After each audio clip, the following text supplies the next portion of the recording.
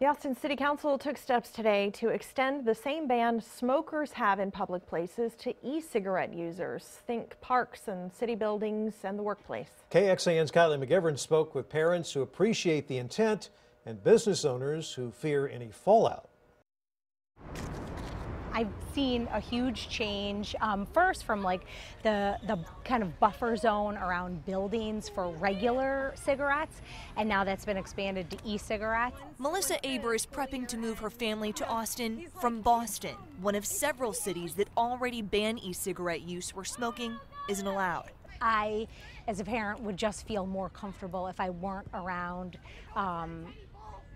external factors that can contribute to any kind of breathing issue, no matter what it might be. Austin Public Health has indicated for some time now about the public health benefits of not smoking, period, and not smoking e-cigarettes, vaping. The city pointed to FDA findings showing e-cigarette vapors contain carcinogens and toxic chemicals. People will come into a restaurant where you can't smoke, and then they will vape and think that that's okay. It's like a witch hunt, and I don't know why.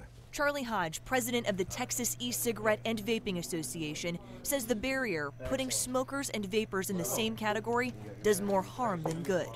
It's dangerous for the city council to discourage smokers from trying to quit. He knows firsthand the power of addiction. I sadly made a foolish decision when I was in high school to try a cigarette, and despite the fact that I knew it killed my grandfather, I smoked for over 10 years, and it was the hardest thing to quit. And he's seen e-cigs help.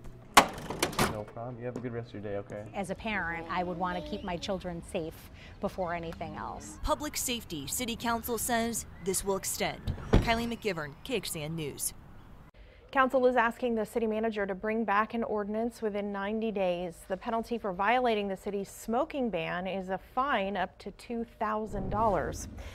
And last December, you may remember this, U.S. Surgeon General reported being exposed to secondhand aerosol from e-cigarettes was dangerous because of the nicotine it contains.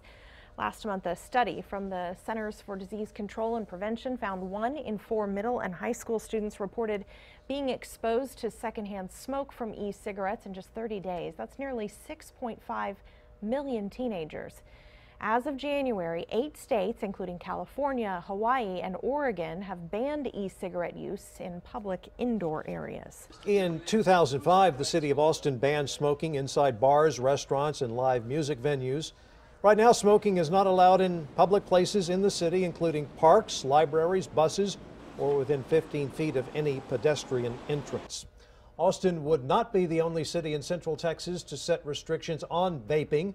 Last September, the city of Round Rock amended a smoking ordinance there, banning e-cigarettes from indoor public places. In June of 2014, the city of San Marcos banned smoking, including e-cigarettes, inside bars, restaurants, and businesses. And the city of Georgetown did the same in April of 2014.